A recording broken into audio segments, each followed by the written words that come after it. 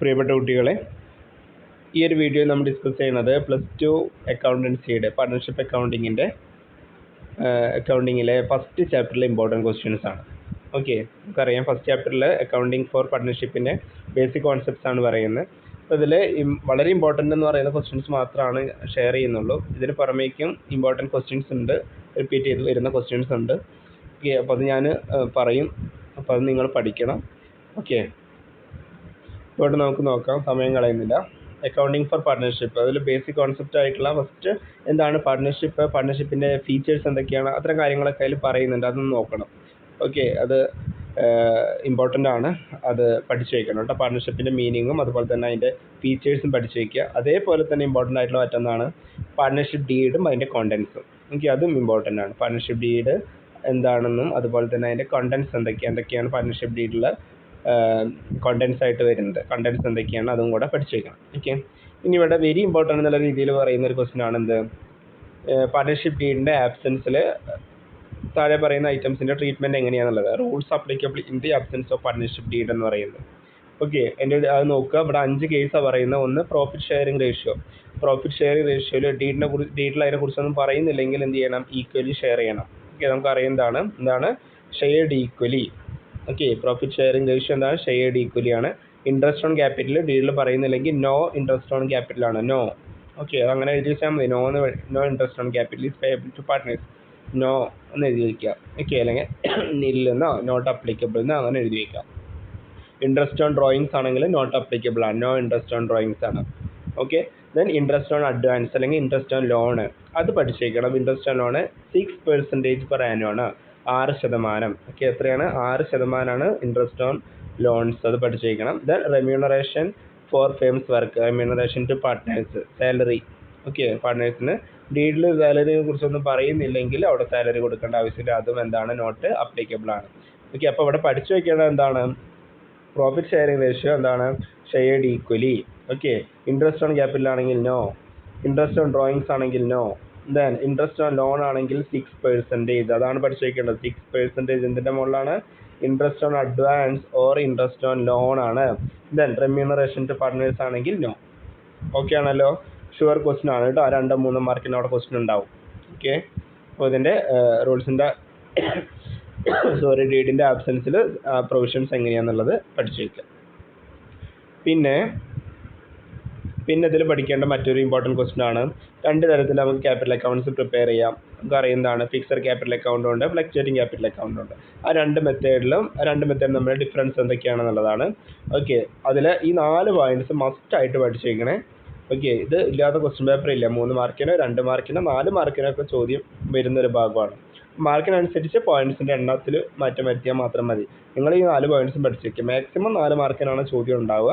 4 മാർക്കിനാണെങ്കിൽ 4 difference എഴുതുക, 3 മാർക്കിനാണെങ്കിൽ 3 difference, രണ്ടിലും വേണേ.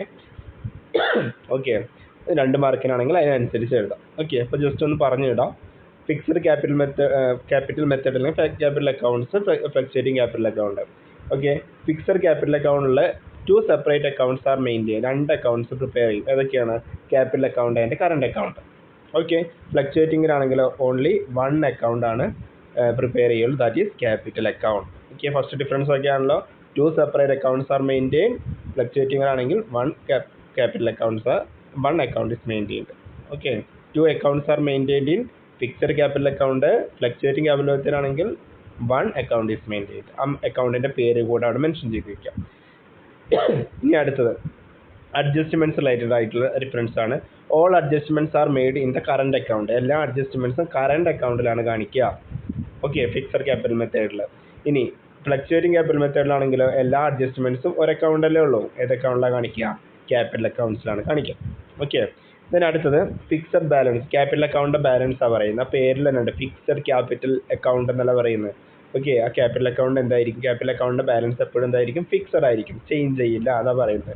ക്യാപിറ്റൽ അക്കൗണ്ട് ബാലൻസ് എന്തായിരിക്കും, ഫിക്സഡ് ആയിരിക്കും അല്ലെങ്കിൽ അൺചേഞ്ച്ഡ് ആയിരിക്കും. അതാണ് അടുത്തൊരു ഡിഫറൻസ് ആയിട്ട് പറയുന്നത്. അടുത്തത് ഫ്ലക്ച്വേറ്റിംഗിൽ പറയുന്നത് ഫ്ലക്ച്വേറ്റ് ചെയ്യുന്ന പറയുന്നത്. Capital accounts fluctuate from year to year, ഓരോ വർഷം കൂടുന്നവർ എന്ത് ചെയ്യും, ക്യാപിറ്റൽ അക്കൗണ്ടിൽ മാറ്റം വരും. ഓക്കെ, ദെൻ 4ാമത്തെ ക്രെഡിറ്റ് ബാലൻസ്.